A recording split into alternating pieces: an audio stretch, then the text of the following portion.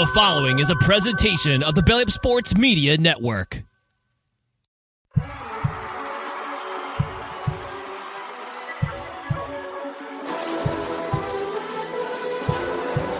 ball sends it over to Edward Robles. Goal! Insert name FC!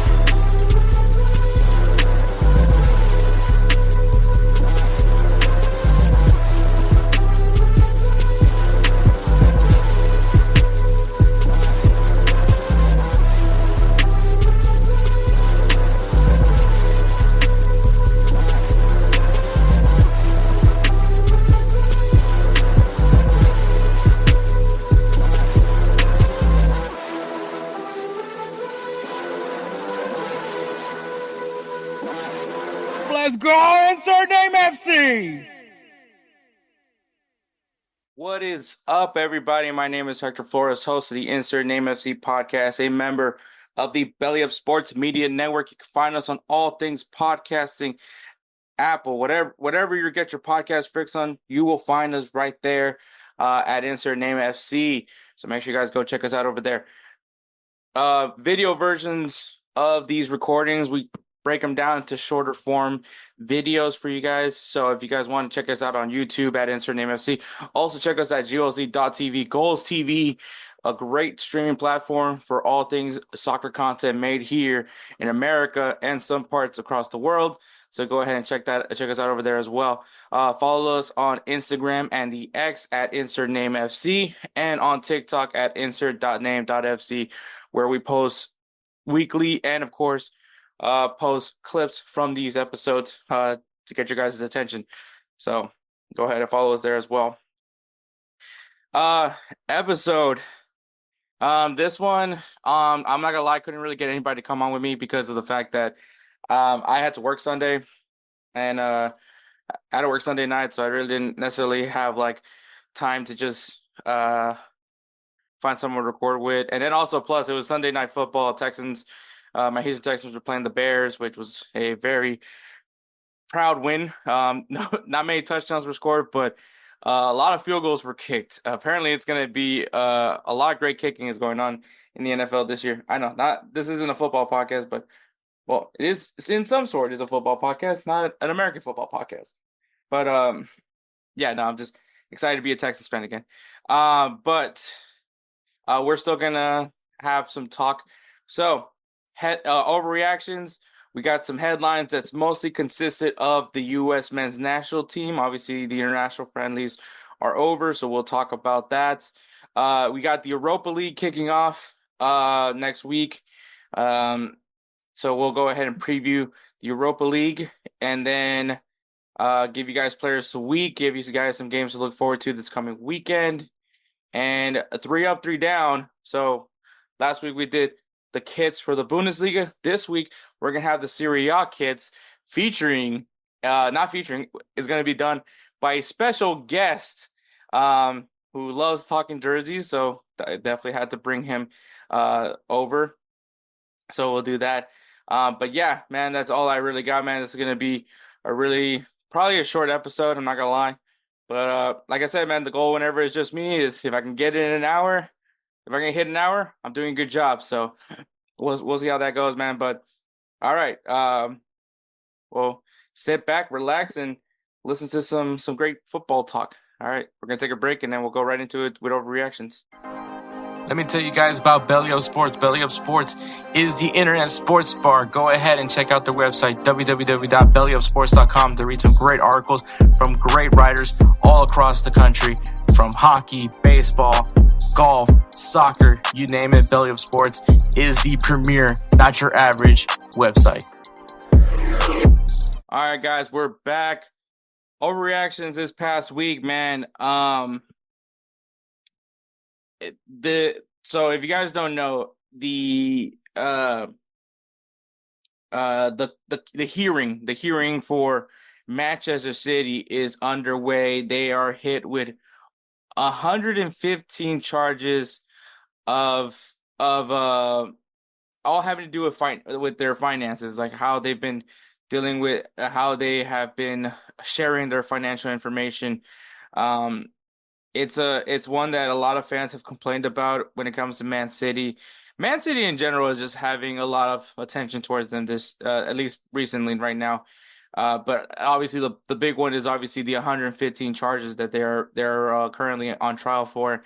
Um, no one's entirely sure what's going to happen if they're found guilty for those 115 charges. I know some are saying potentially that points will be deducted from the seasons that they were found guilty of, which means that that could potentially change over titles.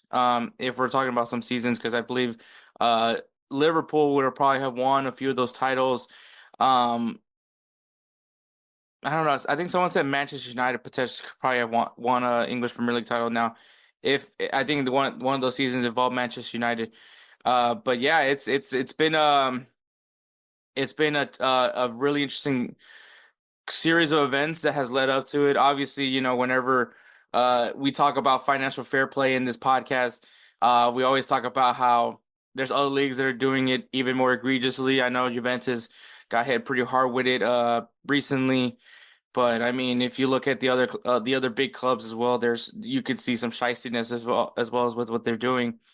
Manchester City has been one of the bigger culprits, and I think also another thing that we've done a lot in this podcast is we called the bullshit on Manchester City, right? Because the Manchester City group, they have affiliates with a lot of clubs across the world, including New York City FC,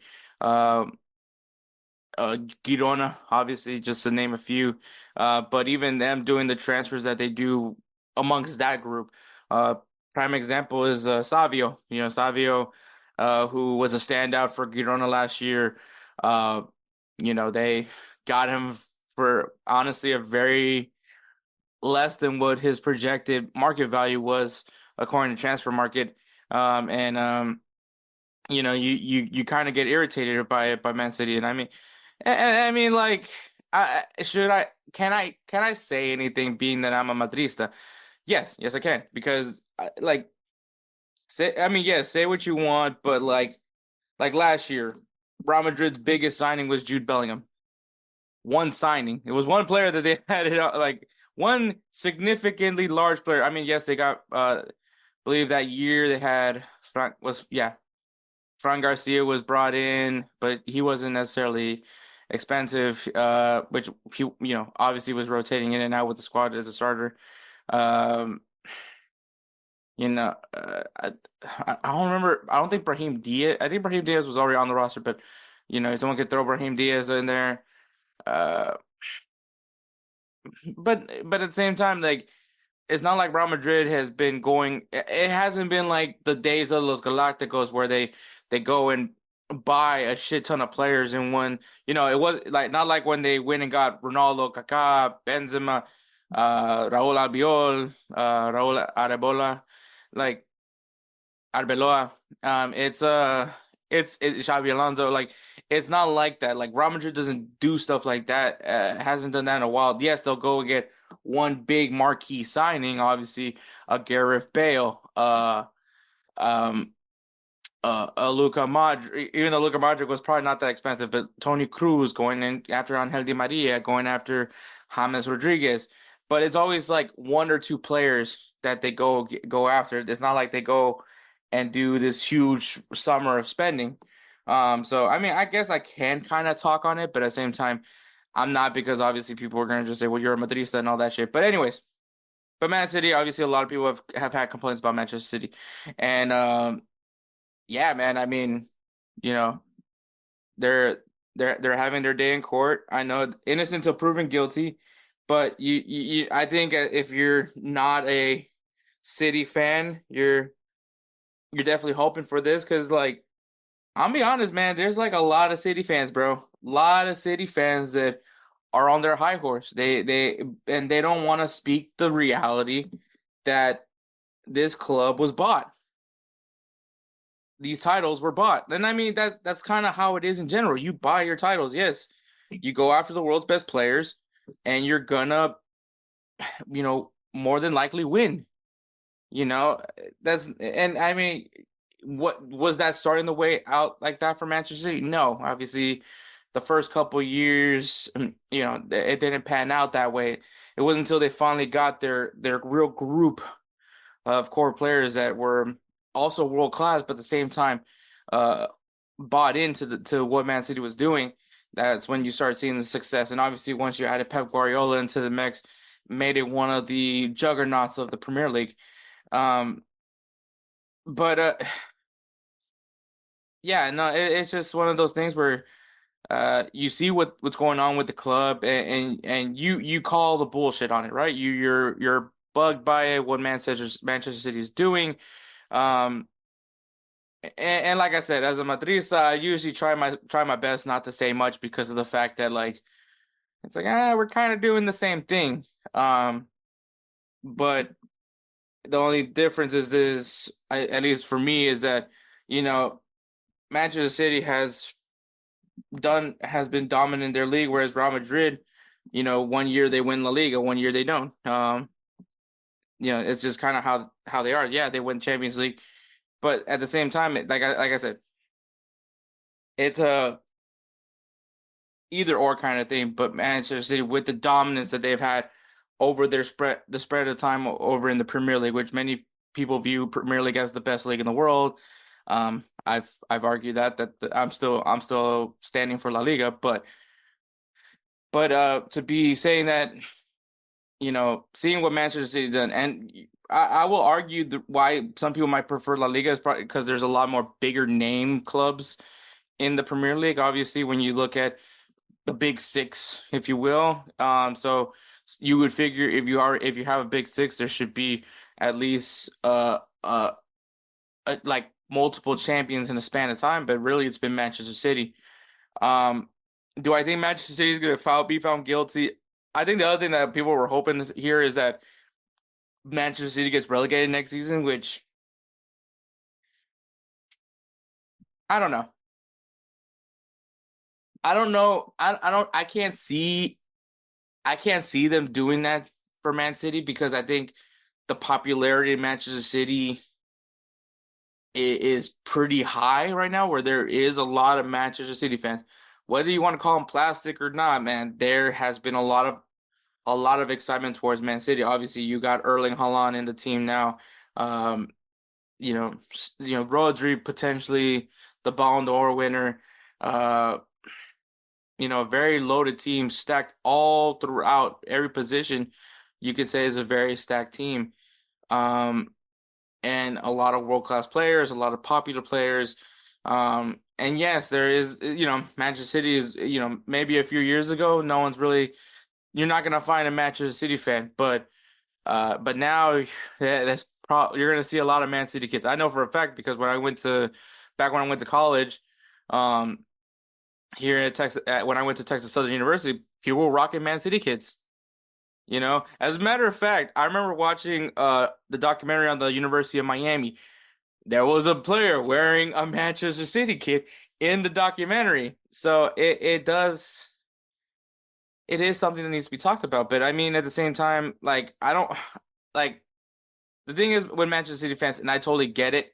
You guys don't like believing that your championships were bought, but I mean, look where you were before y'all had the money, and look where you guys are at now. I think that there is something to be said. I think there is something that needs to be looked into. Um, how you've been able to, go after players, and I've said it plenty of times. Financial fair play is just a huge joke. There's no real enforcement of this. I mean, now it seems like there might be some enforcement. I think Manchester City might be the team that has to fall on the sword and be dealt with the punishment. Because nobody learned from Juventus. Juventus got a 15-point deduction, which some people may say may have been a slap on the wrist. I mean, yes, they missed it on Champions League, but they were still in some European competition. Uh, but literally no one learned from it. Like there's still teams that are going after going and buying players uh without hitting the criteria of financial fair play. So that's where I'm kind of like where financial fair play is just one massive joke. And there's plenty of teams that could have been punished for financial fair play. PSG could be punished for financial fair play. Chelsea, I'm not gonna lie, probably or should be looked at for financial fair play, even though it hasn't really worked out for them.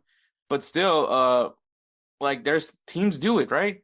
And there has never been repercussions for it.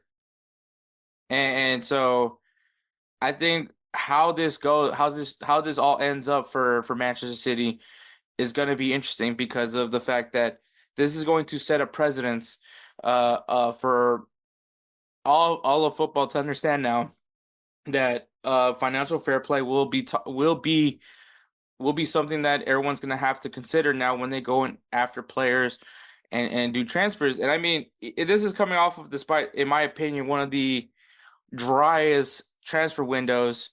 Um, and I think that might have been the sign, right? Like, I mean, there wasn't that many like big blockbuster signings in this transfer window. Maybe it could have been the fact that there was just too many competitions going on that it was hard to conduct business with players while they're focused on their international duties. But I mean, like, yeah, I mean, it's interesting, right? Like, it's insane how all this has impacted in some sense. What at least if all this has an impact on what's going on with Manchester City.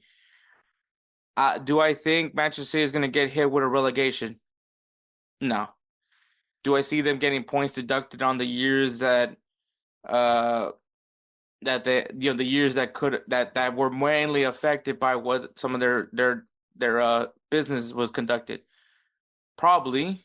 Do I see them giving championship titles to teams that deserved it? I think if the point deduction is enough for it to happen, maybe, but they have to do something big, right?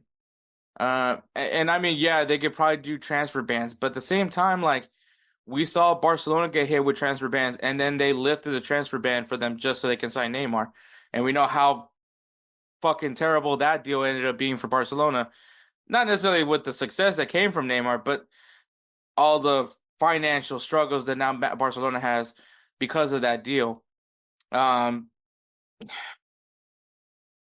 yeah, it's gonna be interesting, right?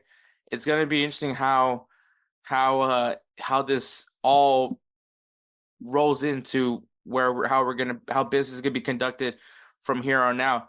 If, in my opinion, they should have been punished a long time ago. Teams need to be honestly, clubs need to be held more accountable with how they handle with business. I'm not disagreeing with that. Even I think that there's some shystiness in general amongst other clubs, and I'll throw my club in there as well.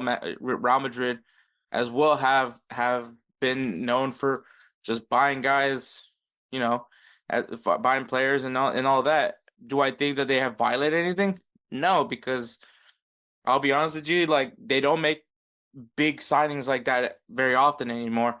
Like I said, last one was Jude Bellingham. Yes, that was last year, but uh, I mean, for the longest, at least, especially during that Benzema era, there wasn't really that big signings. Yes, Rodrigo and Vinicius came in, um, but they were fairly cheap when Real Madrid went and got them, and they were guys that they developed into these starting positions. Eden Hazard is probably another name to mention, but um, we know how that panned out for him. Um, so I don't think Real Madrid hasn't really been doing any of those like let's get the world's best player and bring. I mean, besides Kylian Mbappe, but then again, he was free because he was a free transfer, and so because his contract ran out with PSG. But I do think that like how this trial ends out for Manchester City will dictate how clubs handle business from here on out. And I think that for me, of all things, is going to be important on how they punish if they find Manchester City guilty of violating from those 115 charges. How many how many of those charges does the court feel they have violated? And then secondly, what is the punishment that's given to them? Is it point deductions? Is it relegation? What is it that's gonna put Man City how they're gonna punish Manchester City and put the rest of the world of football on high alert on, hey, we cannot conduct business like this anymore. we need to start finding a new way on acquiring players, or we have to now, cross our T's and dot our I's when we conduct business for players, for player acquisitions. And I think that that's important. I think that especially the way it's been now, right? Because now we have these 200 million signings. These, we're gonna have a player that's gonna be worth 300 mil. We're gonna have a player that's gonna be a $300 million signing. Could be Lamine Yamal, but it's gonna happen one day. And when that happens, you're gonna have to make sure that everything on the paperwork is being what is being spent. So yes, clubs in general should be on high alert on how they acquire players in general. But if Manchester City gets hit with a hard punishment, what that is, I have no idea.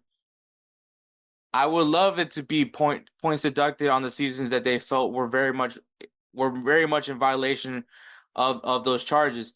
I would love. I don't want to see them get relegated. In my opinion, I don't. I know that sounds crazy to say, but I don't want to see Manchester City get relegated. I don't think that maybe that's a little too harsh. I know some people might say that's not harsh enough, like send them down to League Two, but I don't know. Relegating them is to me a little tricky. I don't think that that's the way to go. I do think the point deductions for the years that they were very much guilty of, and if it involves transferring of awards, you're taking away their legacy, which that's going to hurt Man City fans because their legacy is very recent, and so that's going to hurt them. I think hitting a transfer ban would be significant to me. So for me, okay, so if I get to decide, if I feel for a fact that Manchester City is guilty of the 115 charges of financial fair play accusations that they have, I'm doing point deductions on the years that were very involved with those charges. If that means however many points that we end up giving away is if it's enough for them to lose that title that year, transfer over to that team, I think it's warranted.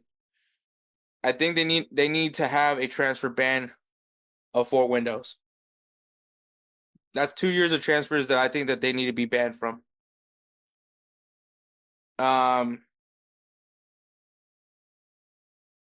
I think that's really all I would say. I mean, if possible, I would love to put a cap on them, on a transfer cap, but I don't know. I think that would probably be a little bit too much, or probably be hard to be able to uh figure out how the logistics of all that. But I do think point deductions, and I do think a transfer ban of an enforced transfer ban, not here, let's lift this transfer ban up so you can go ahead and get Lamine Yamal. No, you're not getting anybody this offseason. You're not getting anybody this transfer window. You're not getting anybody this transfer window. You're not going to get anybody in this transfer window. That's 2 years worth of transfers that they're not going to be able to have. That's going to be them having to look into their academy, which I'm sure isn't that bad of an academy, especially when you're seeing like some of the academy players are coming out of Manchester City. But not enough, like, they still have a very much loaded team. Like, they're still going to go out there and compete. I'm not even trying to ban them from Champions League. Like, I'm not even doing that. I'm just going to put them in a position where they just are going to be hurt for a little bit, take away some of their legacy away. And hope that is enough for clubs to realize, like, hey, let's start making sure these numbers add up. Let's make sure that we're paying this player what we say we're gonna pay him. And I think that's how like I said, if you can do a punishment enough to get teams to understand that this is not tolerable, that you're not going to get a slap on the wrist, that we are going to put a transfer ban on you, and not quickly lift it up just for a bit, just so you can acquire this one player. That it's like, nope, work with what you have on your roster. I think that it's fair to say. I think that maybe that could at least change how business is conducted in football, because it's still a problem in this game of how players are being acquired, that teams aren't being fully honest on how players are being acquired. And so I think that needs to be addressed and it needs to be fixed quickly. So there's my thoughts on the whole Manchester City thing. Also, the other thing I want to throw in for Manchester City, this has really nothing to do with them in any way, but obviously one of their star players, Rodri, potential Ballon d'Or winner. He stated that they are tired of playing all these games. I have said it, that you are overworking these players. You know, adding more matches isn't the solution for players that are complaining about being overworked. I think that there is strategies on how to help that out. One, you know, I think the new Champions League format doesn't help, right? You added two additional games to what they're playing already. I know that the two extra games would be beneficial to the teams that, for those pot D, pot C teams, right? Like that gives them a little bit more revenue, more streaming, more from streaming and all those things, and I'm all for that. But leagues need to learn how to stretch out the season enough for it to be accommodating for the players. And what FIFA needs to do is I've said it, don't have the Club World Cup. At least not have it be a summer tournament. You need to figure out the Club World Cup where it best works for the players. Making that a small little tournament was fine with me. I was cool with that. But when you're trying to make this a legitimate World Cup, yes, you're gonna overwork players. That's just the fucking rule of thumb. You're like all players have been saying. Fucking Robert Lewandowski's even said it. You're playing too many games. We need to rest. We need to have an off season. All those things players have said it multiple times. And FIFA's just like, fuck you, give me money. And so I think that what Rodri essentially is saying, that players will strike if this doesn't get addressed. And kind of how we're talking about Man City, if they get a big enough punishment, clubs will listen. As much as I don't want to miss football, I love watching soccer and all those things. The players are important. Players are the game isn't the game without the players. It's just not. There has to be a way for FIFA to get their money, but at the same time have the well-being of the player into consideration. Yes, there's things that managers can do, which is rotating the squads out. But I mean, at one point, you're gonna have to start playing your starting 11 once you get deeper into this Club World Cup. When you go deep into, once you're in the knockout stages of Champions League, you gotta go full send on the Champions League. If you go far in the Carabao Cup, if you go far in the FA Cup, you're going to start throwing in, once you're playing other Premier League teams, you're going to start playing your starting 11. The question is, how do you rotate that, right? How do you make that all work? And it's honestly just a really tricky question, because there's no clear-cut way to do it besides just federations and FIFA finding a format that works for the players for the season to still be, one, be played, but two, within the minds of making sure that the players are getting the rest that they need, that are able to recover from injuries. Because there's players that are playing through injuries throughout the season as well. And so, like, how do you help them out?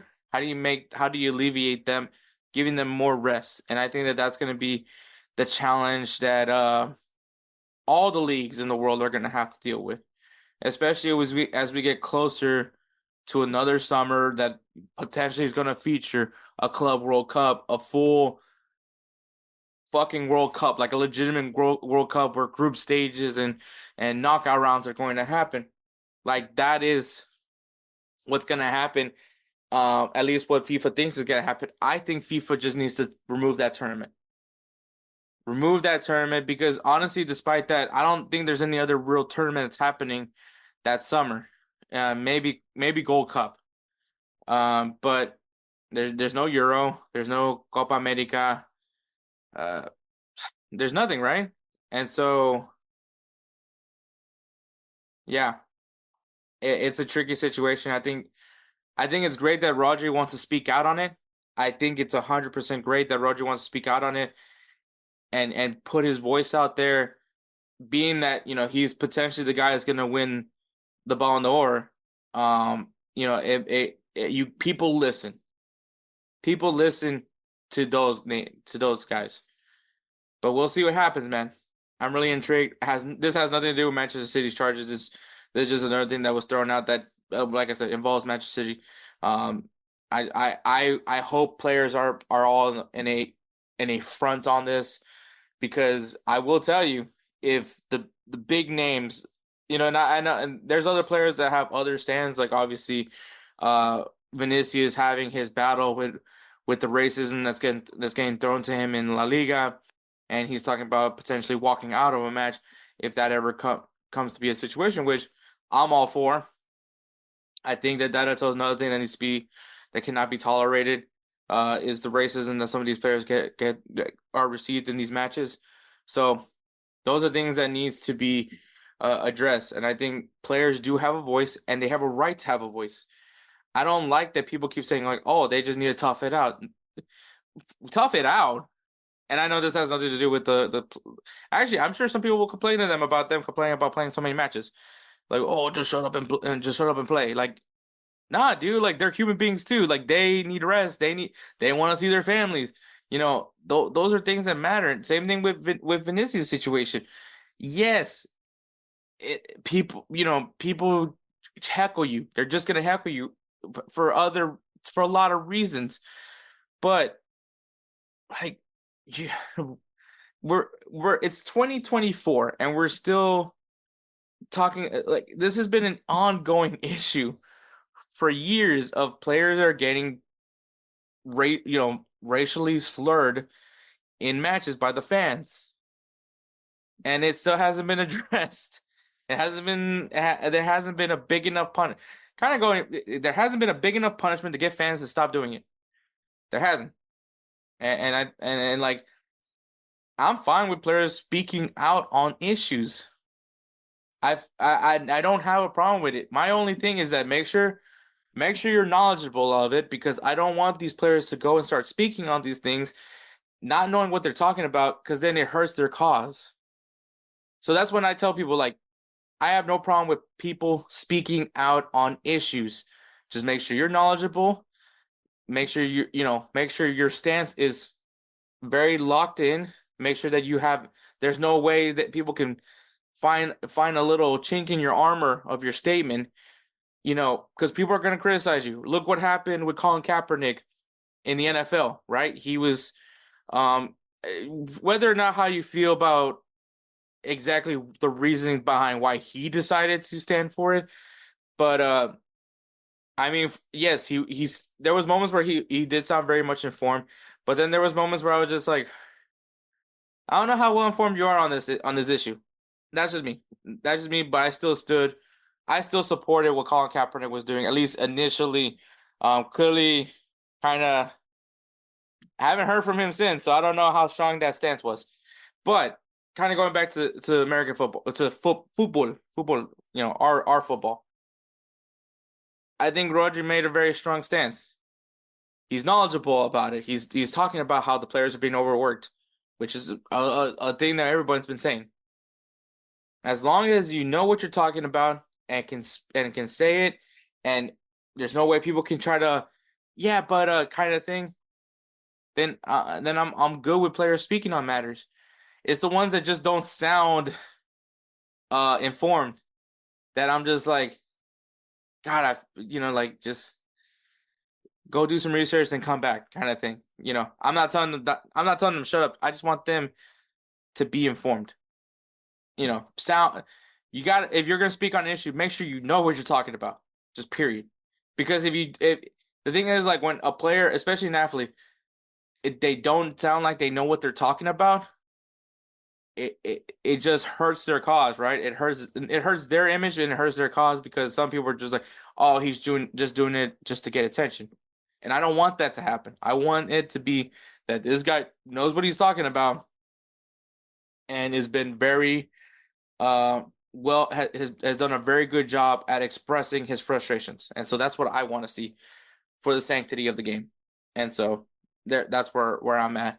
But a little double for overreactions, I guess, but we'll keep moving on. So, hey guys, this is Hector from the Insert Name FC podcast, here to tell you guys about Canada Dips. It is a great tasting, superior alternative to traditional dip, using CBD in a way that is radical, enjoyable, and effective. It comes in 5 core flavors: wintergreen, mint, citrus, mango, and American spice. Canada Dip CBD is the new evolution in dip, allowing guys to enjoy great, long-lasting taste without the downsides. If you guys want to go ahead and try them out, use the code BellyUp20 at CanadaDipCBD.com. Once again, BellyUp20 at CanadaDipCBD.com, and you'll get yourself 20% off your purchase. Thank you again for Canada Dips for being a great partner of BellyUpSports. USA International break, it happened. All right, let's get into it. All right, first match of the US International break, we had a 2-1 loss to Canada. USA had 58% of the possession. USA also had 8 shots, 5 of them were on target. Canada had a total of 17 shots, 7 were on target. The goals that came from Canada was from Schaffelberg at the 17-minute mark, which, if you guys have been keeping up with Schaffelberg, there needs to be a lot more attention towards him, because he looks good. He looked good. He looked good in Copa America. He looks great. He looked great in this match as well. He was definitely a problem. And then Jonathan Davis scored in the 58th minute mark. The only U.S. goal came from Luca De La Torre, who was a substitute, coming off in the 66-minute mark. Things to note from the lineup. USA did have a 4-3-3 lineup. At goalkeeper, you had Schulte, Joe Scally, Richards, Ream, and Lund were the back 4. In the midfield, you had Johnny Cardozo, Yunus Musa, and Malik Tillman playing in that midfield. Tillman kind of playing that cam role. And then the forwards were Aronson, Pulisic, and Balogun on top.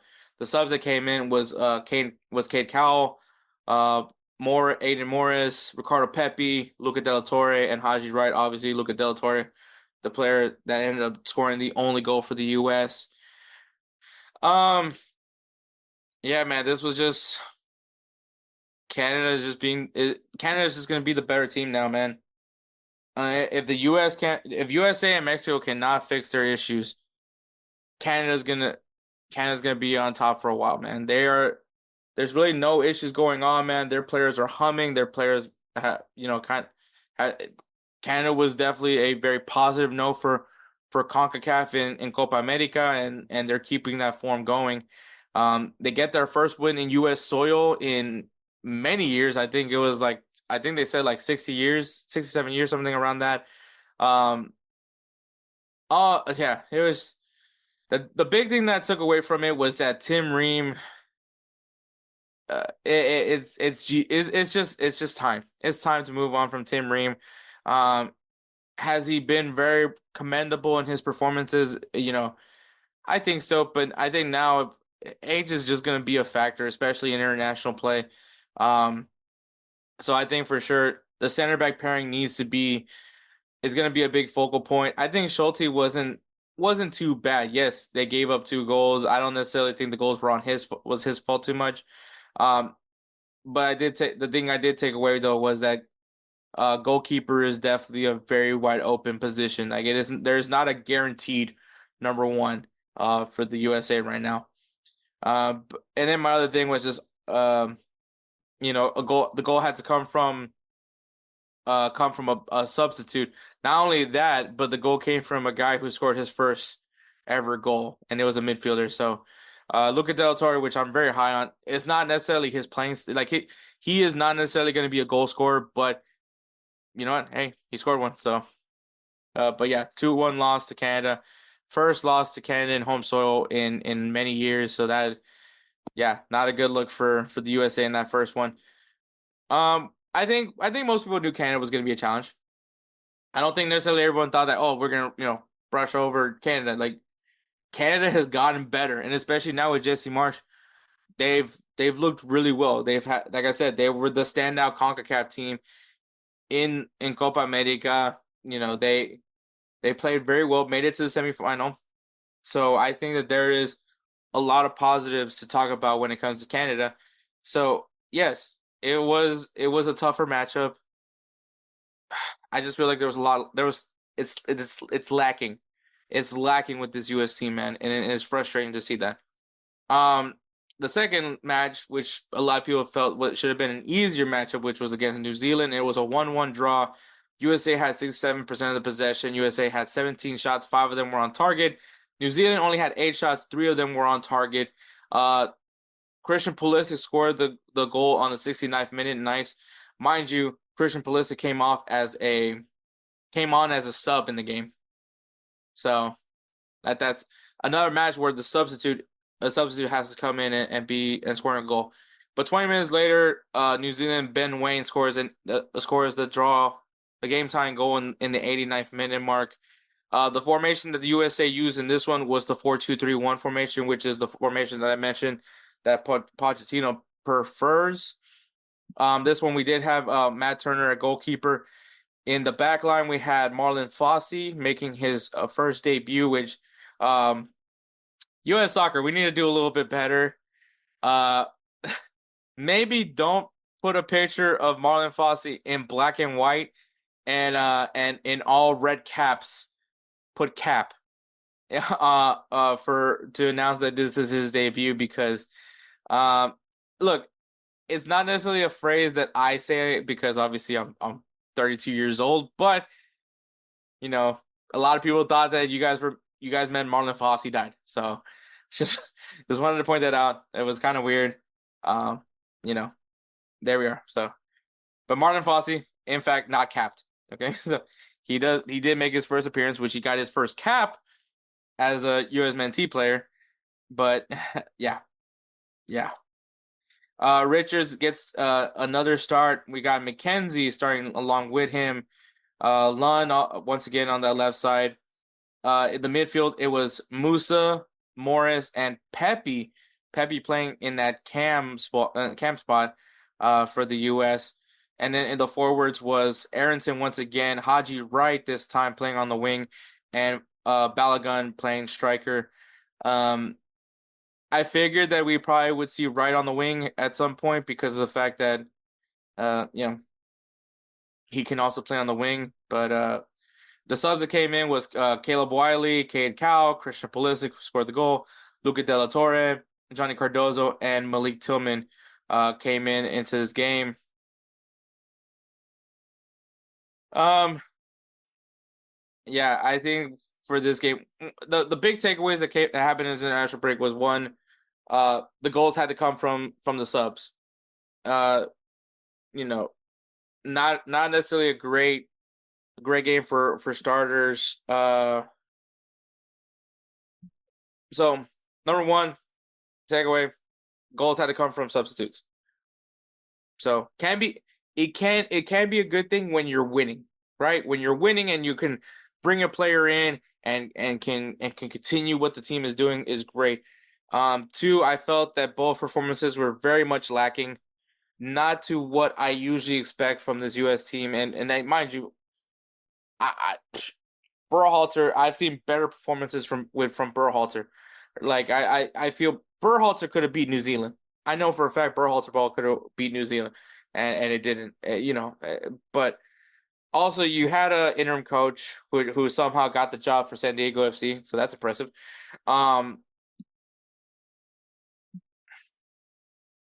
I think Christian Pulisic, in an interview when it was finally announced that Pochettino has signed a contract about what they're hoping that Pochettino can do, and he talked about the mentality of this team. That the mentality of this team needs to be fixed right away. And all I have to say is that's not a coach issue. That's not a coach issue. Mentality? You want a coach to bring mentality into the team? That comes from the fucking players. I'm sorry. I'm just going to say it.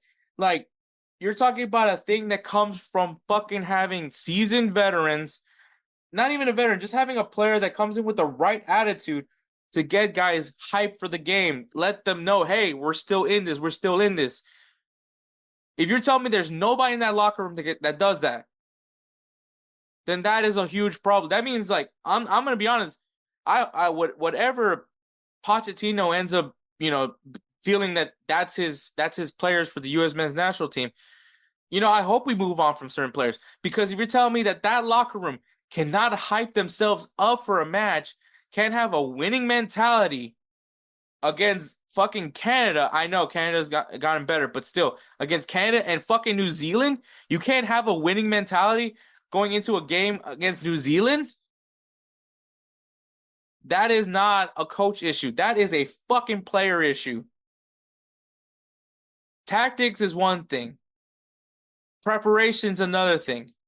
But fucking mentality is not something that you look at the coach, what do you think? No. That comes from the players. It comes from the captain. If you're the captain of the team and you can't bring in a winning mentality, you can't infect this team with a winning attitude, with having dog mentality, then that's a huge, bigger issue than what you think a coach could bring. Because I'll tell you this, when you look back at the teams, the old USA teams, I'll go back to the 2014 team. That team had fucking dog mentality. That team was dogs all around that roster. And it was a good representation of who their captain was, which was Clint Dempsey, who is 100% a dog. And you're telling me that you can't you can't get your team motivated enough to have a dog mentality against New Zealand. Yes, that is a player issue. A coach isn't going to fix that. That's a player thing. That's a locker room thing. You look at your veterans. You look at Matt Turner. You look at freaking Christian Pulisic. Yes, this is a young team, but there's got to be guys that can step up and bring mentality into it. And if you're fucking veteran players, the guys that have been in that locker room a lot longer than everybody else has, those are the guys that need to be fucking getting at you. But if your complaint is fucking mentality, then you don't deserve to wear that captain's armband. And I've said it plenty of times, bro. Like the real true captain of the USA is Tyler Adams. I've said it plenty of times. I think Tyler Adams is a true captain. Unfortunately, he just can't stay healthy. I don't know who the captain of the USA is. Probably, honestly, could have probably been Tim Ream for the first game, but I just don't think he has it anymore. Christian Pulisic is going to have to re-earn that captain's armband for me. That's just me. Some people are regularly like, oh, old man yells at cloud again. I don't fucking care. If you're fucking complaining about mentality, that you're hoping fucking Pochettino could come in and bring in a winning mentality, which he will.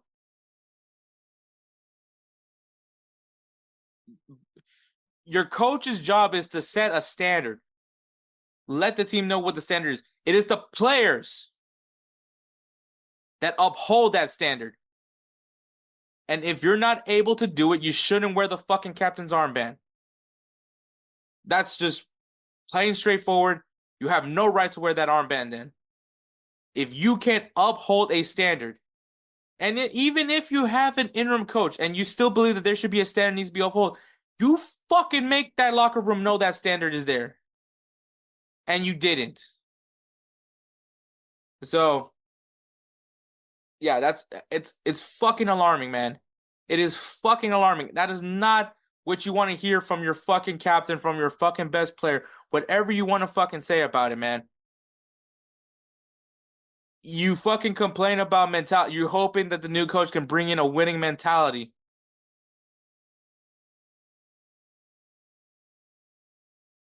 That's what you fucking care about is mentality, dude. What I'm hoping Pochettino brings in is, yes, a winning culture. Development. Proper scouting. A form of tactics that's going to best benefit these players. Because once again, the system is not dictated by the coach. The system is dictated by the players. If your players are capable of playing the system that you think works best, and I think that Pochettino is going to be able to do those things.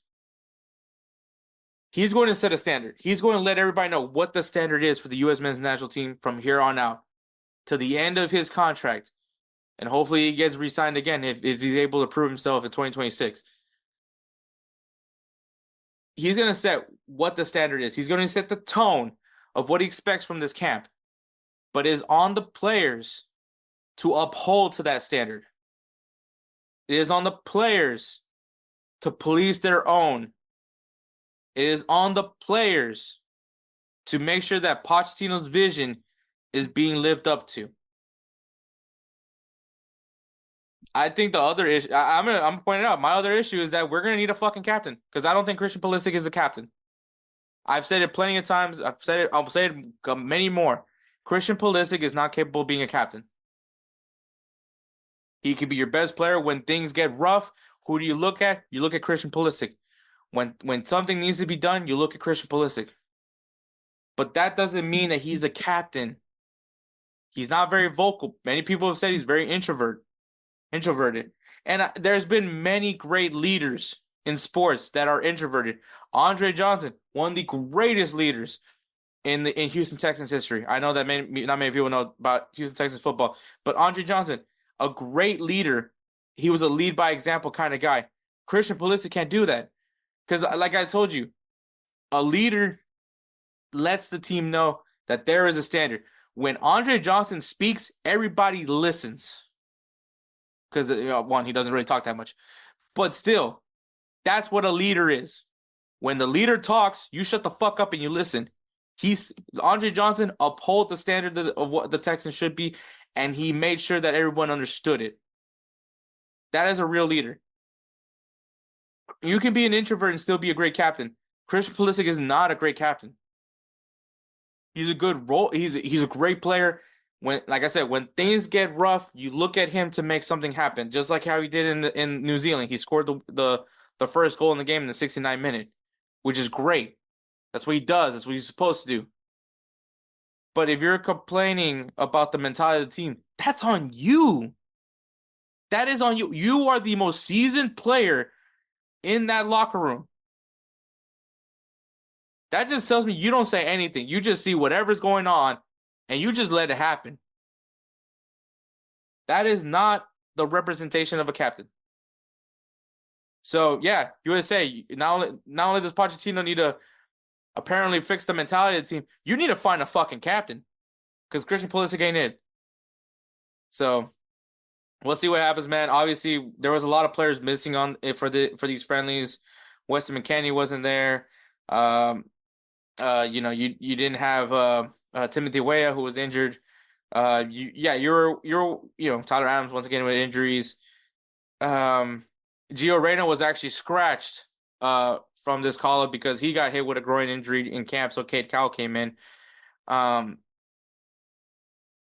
it's not so we didn't really get to see like the full squad, but at the same time, it wasn't Pochettino's team, right? Pochettino may have had some say on who got brought in, but I think when we actually see Pochettino, on that bench, actually, in that manager's box and actually talking, making sure that players know what's going on and what he sees out on the field, then we'll really assess what Pochettino is going to do for the U.S. But I think from this game, this international friendly, the way I'm going to look at it, it was the stress test. If you ever watch Bar Rescue, the stress test is you just throw them in the fire and see what happens. Like, how do they persevere? Do they struggle? How do they respond to that struggle? All those things. I think that this is what it was. It was a stress test for what Pochettino needs to look and see what needs to be corrected when he takes over. And I think, like I said, Bar Rescue is probably the best example. That this was a stress test. Now Pochettino has to be John Taffer and start yelling at everybody and get this place in a position where it's going to be set for years and years to come. Because Pochettino, this is a really big job. I think that this is an exciting job for any coach to have the opportunity to set a standard of how soccer is going to be conducted in the country. And I think that's what why Pochettino took this job. So we'll just go right into it, man. Pochettino, he ends up signing his contract. Finally is officially signs his contract to be the U.S. men's national team coach. The reason for the delay, a lot of people were maybe wondering, maybe he regrets, maybe he's having second thoughts and all that. No, it was just the fact that there was a delay which came from financial complications that came from Chelsea. Which is funny to think that that's the reason why. But yeah, he wasn't able to sign till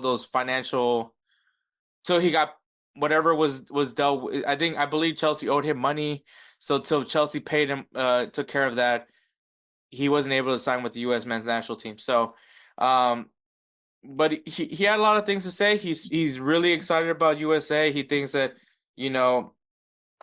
that this is an amazing opportunity. Like I said, he's gonna be able. He's gonna attempt to try to get the country of the U.S. to love soccer, to get into soccer. And I think that's a cool thing, but that is a lot of responsibility. That is a lot of responsibility because we live in a country that there's just other options for sports. So how do you get them to look at that option and be like, yes? And I think that's going to be his biggest challenge is how does he reach out and let that people know this is a good, viable option for anybody? I think that my question would be is how do you make this sport affordable? And the reason why I say that is because that's really one of the big issues with this game. That if you want to play for a club, if you want to play, if you want to play for this youth club or get into the Dynamo Academy, yes, pay to play is a thing. It 100% is. I don't necessarily think it's like there's ways about it. There's like they've offered scholarships. There's ways to get into an academy or a youth club, but I think obviously the people that can afford those things are not the people it's not the player that people are hoping to get. They want to see, essentially they want their LeBron James. They want their own, their own CJ Stroud. They want their own, come from nothing to make it to the top kind of player. They want their own Mookie Betts. And the reality is that this game is not cheap. And I mean, travel ball, AAU, they're not cheap either. But there's ways to still make it to the ranks of a top athlete in regardless of the sports here in America. Basketball, baseball, football, all those sports you can still play in high school for free. You can still play in high school for free, be a standout in your high school, and go to college. Or, obviously in baseball's case, you can get drafted from high school if you're that much of a standout. But you play college ball and then maybe you get drafted after that, or even become an undrafted free agent as well. So there is a cheaper way to become a professional. And so how do you make that possible for soccer? High school soccer, yes, people still scout high school soccer players, but not professional leagues. Maybe for, to get them to play for academies, but not to get a pro contract. Same thing, college soccer, I think like like I said, the pool, and when I initially thought the pool of options for college soccer wasn't necessarily great, but obviously Majib kind of enlightened me on that there is a ton of options. St. Louis, a soccer powerhouse in the NCAA. But how do you reach out to those families? The ones that everyone seems to think that you need to have a guy of that caliber, with that mentality of I'm getting the fuck out of my situation to give a better life, not only for myself but for my family. And I think that that's really the mentality that a lot of people speak about soccer that you don't have in the U.S. but you have across the world. You look at Lionel Messi, you look at Cristiano Ronaldo. Those guys did not come from wealthy families, and look where they are now. And so I think what Pochettino is, how does he, get everybody into this? And I think, like, kind of going to when I interviewed Ed Honcha from South Sports, right? He talked about it, like, we have the athletes, right? The thing is to make soccer an option and have the ambition and have the culture of loving soccer. Like, soccer isn't bred into everyone in the U.S. If you're bred into soccer in the U.S., it's because it's a cultural thing. You grew up into it. Like, for instance, me, I'm Salvadorian, so I grew up loving soccer, so that's why I love soccer. But that's not necessarily the same case for everybody in the U.S. Especially here in Texas, football is king. American football is king. Everyone, as soon as you're old enough to play peewees, you fucking slap a helmet and some pads on you, and you're out there playing football. So I think that there is a lot of factors, right? And we'll see if he can do it. I hope he can do it. When he was being interviewed with Men in Blazers, he said that, like, what is they asked him, what is the goal for the World Cup, and he said to win the World Cup. We have to think like that. I guess that's the winning mentality that Pulisic wants. I don't know. But yes, he's talking about that that the players need to have that mentality that fuck you, I'm winning that World Cup. And I think that I love that he's saying those things, that he's like, there has to be ambition. There has to be ambition to have a winning mentality. And so I love that he said those things. I love that he's 100% in on the US. Obviously the question is still, is this the guy? Is this the guy that's going to fix U.S. soccer for generations to come, where that kid is going to look at that football and be like, you know what? I want to kick this soccer ball. That kid that plays, basketball, is like, you know what? I've always liked playing soccer too. I just didn't think there was a good player route for me, pro route for me. But now there is. Can Pochettino be that guy? I don't know, but I sure damn hope he is. If that makes any sense. So I really hope that this pans out for the U.S., man. I really want it to be. After going the international break that we went through, I want to see a change in this nation. I want to see a change in this culture of we stink, we're never going to be good. Like, we have the players. I'm for a fact know we have a lot of talented players now on this team.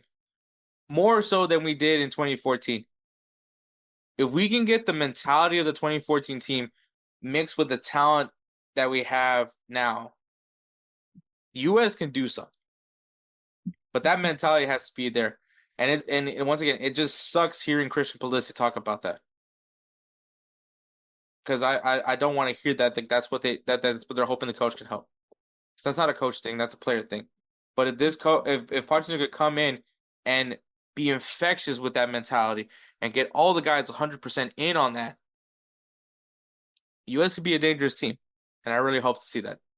But all right, guys, we're going to take a break, and then we'll go ahead and preview the Europa League. Hey everyone, it's Ryan from No Credentials Required to talk to you about one of our newest partners at BellyUpSports. SeatGeek. Yeah, live sports is great on television, but the feeling of being at the arena is a priceless experience. That's why our friends at SeatGeek are there to help you find the best tickets at the best prices. Not only can you get tickets to sporting events, but you can also get tickets to concerts, comedy shows, musicals, and more. Search for your desired event now at SeatGeek.com, enter promo code BellyUpSports at checkout, and you save $20 off your first purchase. SeatGeek. Life's an event. We have the tickets. All right, guys, we're back. So the Europa League, very similar to Champions League, has made a lot of changes to their tournaments. Actually, as a matter of fact, all three of the tournaments have made these exact same changes. So once again, if you guys didn't hear last week's episode, you didn't see the last video, no more groups. It's just a giant table of 36 teams. There is still a drawing for the matchups. Teams must play 2 matches from each drawing pot. So you must play 2 teams from Pot A, a home and away, Pot B, a home and away, Pot C, home and away, Pot D, home and away. So you're at least guaranteed to have at least two to three high marquee matches, depending on who you're playing up against. But that is at least the advantage of it. As far as the table goes, the top 8 teams automatically advance to the knockout round, while 24th to 9th place must play in a preliminary knockout. So once you play in that knockout, loser that does not get relegated into the Europa Conference League. They're done. No more European tournament for the team. Once again, I think what benefits this is those teams that the smaller nations, right? What kind of what me and Musa were talking about. The smaller nations that, the money that's going to come from this tournament is going to be very beneficial to them, from ticket sales to viewership. It's going to benefit those teams a lot, and having these big teams come to their stadium as well as being able to travel to those games, I think is very positive. So I mean, expanding it, also a good benefit to, once again, those small teams, that to them this is a big tournament. And I do like the Europa League. I think Europa League is a very fun tournament. I know it's not Champions League, but it's still a very fun tournament because you see some interesting teams. You don't see the teams that you expect to see like you do in Champions League. Like, you expect to see all those teams that majority of the, obviously, I'm talking about the big names. But in this Europa League, you see teams that are kind of interesting, that you want to see a little bit more. Maybe you do some more research on those clubs, because you're just, oh, that's a cool looking team. And that's what I like about Europa, is for that reason, and that reason specifically. So once again, kind of similar to what we said about Champions League, the big benefit is for these smaller clubs that get to play in these beautiful stadiums, get a piece of the pie of the money that comes from the Europa League. So I think that's all great at the end of the day. But the teams that are participating in this year's Europa League is Ajax, Anderlecht, Athletic Club Bilbao, AZ Alkmaar, Benfica, Bodo Glimt, Braga, Dynamo Kiev, Elfsborg, FC SB, Fenerbahce, Ferencváros, Frankfurt, Galatasaray, Hoffenheim, Lazio, Ludogorets, Olympic Lyon, Maccabi Tel Aviv, Malmo, Manchester United, Midian, Nice, Olympiacos, PAOK, FC Porto, Karabag, Rangers, Real Sociedad, RFS, Roma, Slavia Praha, Tottenham Hotspur, 20, Union SG, and Victoria Pleasant. Those are the teams that are going to be competing in the Europa League this year. My team to watch this year is going to be Athletic Club Bilbao. I think, all eyes are going to be on that team, mainly because, Nico Williams has said that he is going to honor his contract with the club, and then after that contract, we'll see where he ends up. But I think Athletic Club Bilbao, obviously having an amazing run last year where they ended up winning the Copa del Rey, and that's why they're in this tournament, because of that. They're hoping that they can go ahead and have a big statement in this tournament, and who knows, maybe they can go far in the tournament. So I'm really hoping that we can see that from Athletic Club Bilbao. My player to watch, I guess I kind of said it, is Nico Williams. I mean, he was a big part of Spain's title win in the Euro, and so I want to see if he can continue his form. And Obviously all eyes are potentially that he's going to go to Barcelona when his contract runs up to join forces with Lamine Yamal and Dani Olmo, the trio that really did help a lot for Spain's Euro run. So my player to watch is definitely Athletic Club Bilbao. My dark horse is going to be, I'm going to say Olympiacos. Olympiacos obviously won the Europa Conference League last year. First big European title for Olympiacos. Obviously, it was definitely a vibe. I think the energy in that stadium is pretty high. So I think if you're a team traveling to Olympiacos, it's not gonna be an easy matchup. Olympiacos is a pretty big club in Greece, and I want to see that mentality brought in. So I think Olympiacos could be a very much a dark horse in this tournament. My favorite to win this tournament, and honestly, man, it's kind of hard, man, because there is some big teams in here. At least some. Yes, there's big teams in here, but I'm gonna go with Roma. I think Roma. They had a really good run last season.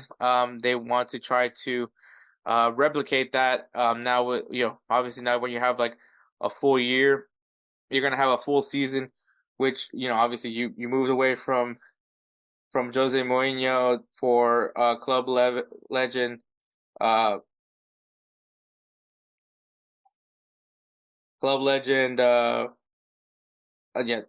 Rossi. So I think, I don't know why I have to keep Googling that, but yeah, I do. So I would love to see Roma lift the Europa League. Obviously, when Jose Mourinho took over the team, they went ahead and won the Europa Conference League. So maybe they can continue on and get themselves back. There's obviously what's in stake is a guaranteed spot in the Champions League. So I'm thinking that they're going to go for it. So yeah, my favorite to win is Roma this year. It's going to be Roma. At least that's what I'm hoping for. But all right, man, that is the Europa League.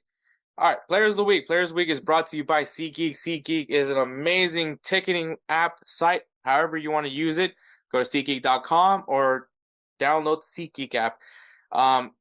Awesome site for all your live events, sporting events, concerts, live shows, and etc. It has a very easy grading system involving colors. If it's red, that means it's not a good deal. Keep looking. If it's green, that means it's a really good deal. Go ahead and buy these tickets. It's so simple, easy to use. And if you guys want to make it even sweeter, if you use the code BellyUpSports at SeatGeek for your first time purchase, you get $20 off with your purchase at SeatGeek. Once again, first time purchase, use the code BellyUpSports and you get $20 off your first purchase at SeatGeek.com. SeatGeek, life's a ticket. Yeah. No, life's a concert. We have the tickets. That's yikes. All right. Edwards Player of the Week is Lamine Yamal, who scored 2 goals in Barcelona's 4-1 win against Girona. They got the revenge on Girona. Very solid performance. Once again, Lamine Yamal just keep doing his thing, man. It's scary good, bro. And then my Player of the Week is, for the 3rd straight time, it's Erling Haaland, who scores 2 goals in Manchester City's 2-1 win against Brentford. Bro, Erling Haaland, he's him. Wait, was that a 2-1 win? Was it? Yeah, I think it was a 2-1 win against Brentford, which is very impressive. Yeah. Let me see. Yeah, it was a 2-1 win against Brentford. So, very good. All right, so congratulations to Lamine Yamal and Erling Haaland for being our Players of the Week. If you guys go to our any of our accounts on our bio, there's a link to it. It takes you to our voting ballot for the Player of the Year award. So each Player of the Week nominations are in each of is in that one. As a matter of fact, when this episode drops, Lamine Yamal and Erling Haaland will be on that voting ballot. So you can give them an additional vote and towards winning the Roosevelt Spencer's Player of the Year award, which will be in December. For our end of year episode, we'll announce it. So make sure you guys go in and start voting for your Player of the Week and to help give them more points towards Player of the Year. So once again, congratulations to Lamine Yamal and Erling Haaland for being our Players of the Week. Once again, use that code BellyUpSports to save $20 off your first purchase at SeatGeek.com. All right, guys, games to watch this weekend. We got Austin FC taking on the Houston Dynamo in the MLS. We got Columbus Crew and Orlando City in the MLS. One more MLS matchup, which is LA Galaxy versus Vancouver Whitecaps. Big matchup, big matchup for the LA Galaxy. We'll see how they keep going with it. In Liga MX, we got Cruz Azul versus Chivas. In Portugal, we got Guimarães versus FC Porto. And in Turkey, we got Fenerbahce versus Galatasaray. So, Victor Osimhen versus Jose Mourinho. We'll see how that goes. In Ligue 1, we got Stade de Reims versus PSG and Lyon versus Marseille. A good, juicy rivalry matchup there. In the Bundesliga, we got Union Berlin versus Hoffenheim and VfB Stuttgart versus Borussia Dortmund. In the Serie A, we got Juventus versus Napoli and the Milan derby, Inter Milan versus AC Milan. So be ready for that huge derby right there in Italy. In La Liga, we got Villarreal versus Barcelona.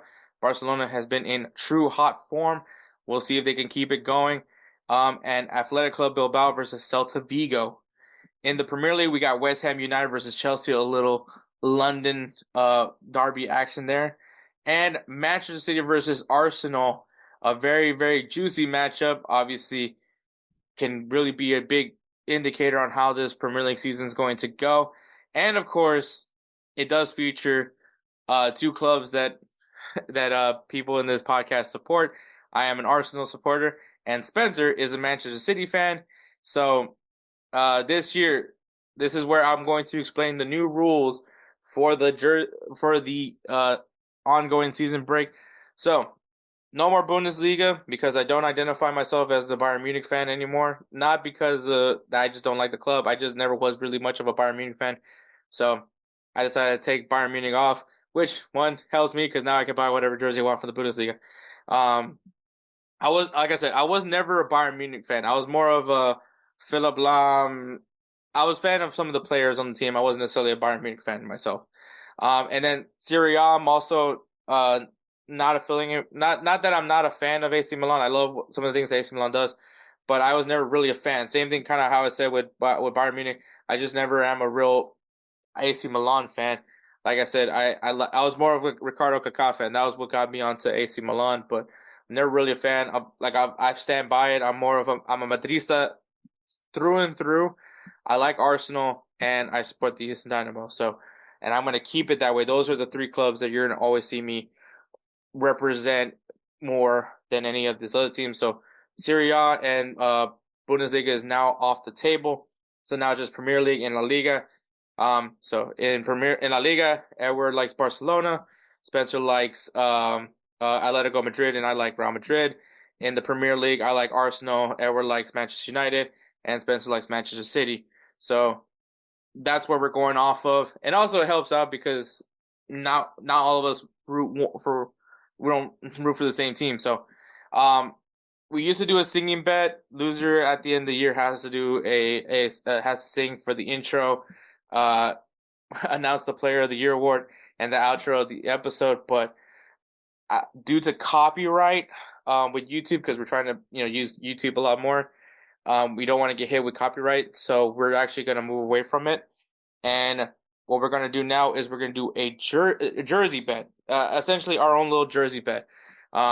So the winner of the season will get a jersey from the losers. So second and third place will have to get a jersey for the winner. So that's the new rules for it, just so you guys know. But once again, so Manchester City and Arsenal, this kicks off the jersey challenge for Insert Name FC. So we'll see how that pans out. But yeah, man, lots of great matches this season, this weekend. Obviously, it's not all the matches, but if you guys want a good beginner's guide, here is your guide for some action in the world of football. But all right, guys, we're going to take one last break, and then we're going to go into 3 Up, 3 Down, the Serie A Kits with Kelcey Coyne of High Low Sports. Righteous Felon Craft Jerky is the official jerky of BellyUpSports. For over a decade, Righteous Felon Craft Jerky has led the American meat snack revolution by concocting delicious, adventurous, U.S.-sourced jerky recipes for uncompromising carnivores across the country. With 15 different flavors to choose from, Righteous Felon has all jerky lovers covered, and by using promo code BELLYUP, you will get 15% off your purchase at RighteousFelon.com. Do your taste buds a favor today and rip into a bag of Righteous Felon jerky. What's up, everybody? It's Kelcey from the High Low Sports Podcast, and Hector asked me to give you guys my 3 up and 3 down for the Serie A jerseys, which is obviously one of my favorite things to talk about in the world is jerseys, new jersey designs. Some of them are really great, some of them are really bad. Italy has a history of being very fashionable, and as people know, fashion can be in the eye of the beholder. So with that in mind, I'll jump right into it, and just keep in mind these are my opinions. I've already seen my opinions disagree with a few of the best lists out there and a few of the worst lists out there. So we're going to start with the bad because we'd rather get the bad news out of the way first. I think that's just how we all feel. Maybe. I don't know. Maybe it's just me. But anyways, I'm going to start with the bad. And I'm going to start with Lecce and their away jersey. I don't hate it. It's not the worst thing in the world. But at the same time, it's very boring, very simple. It looks like a training kit in a lot of ways. The white sublimation design I'm okay with, but I don't love it. It is definitely one where you look at it and I feel like I'm looking at a Serie B team.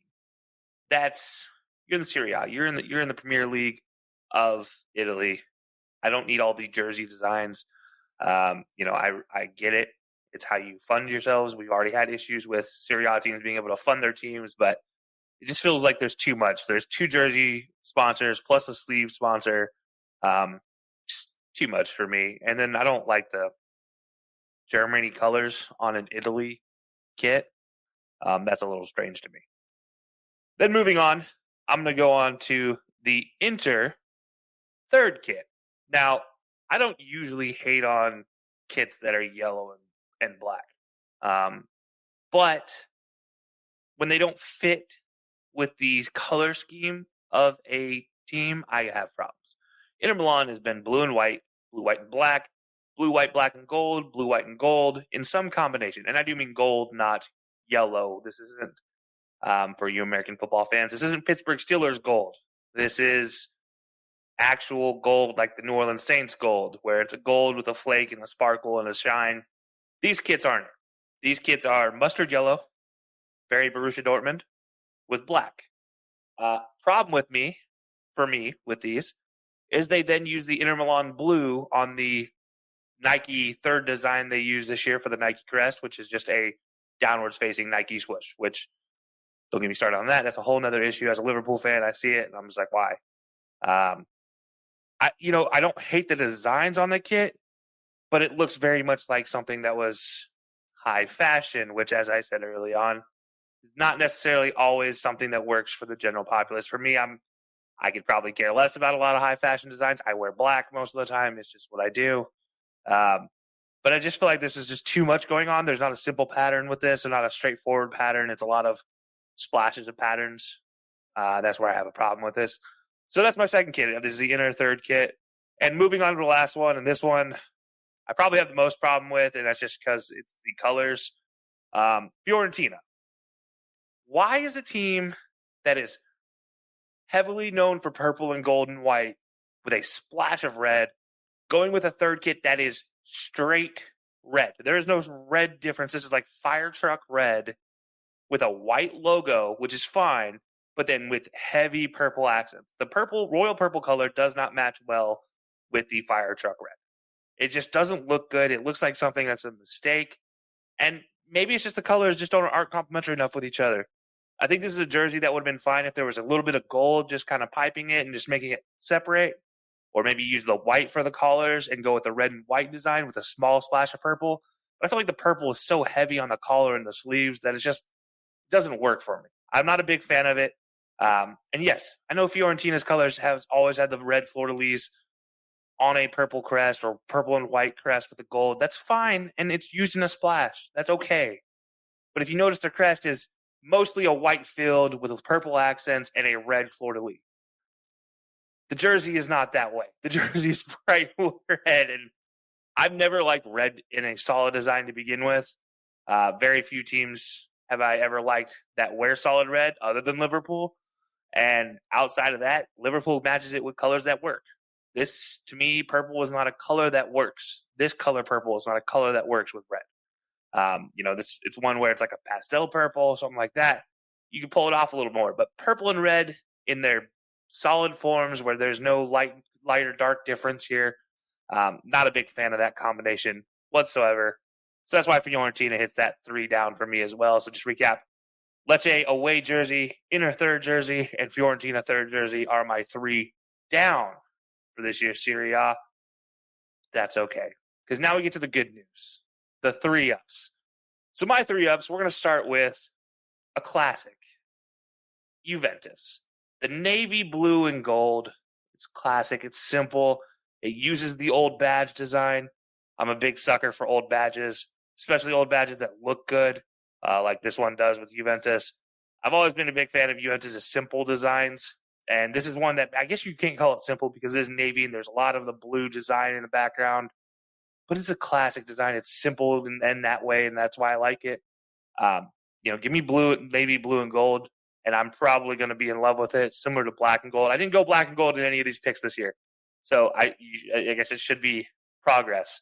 But at the same time, I do like this one. I do think it's a really nice, fashionable jersey for a team known for its fashion-centric designs. Juventus, a home jersey here. Love it. And then I love their commercials when they release this along with about 4 other teams with their classic stylings, even though Man United, yes, was one of those teams. Don't get me started, but I do like this one. Juventus home, my first one of the bunch. And next, we're going to move to another, I guess you could say, famous Italian team as well, known for its passion. And we're going with AS Roma.